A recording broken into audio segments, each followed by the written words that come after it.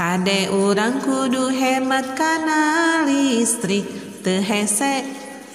Lampu hurung saperluna sabutuhna dipake. Mun geus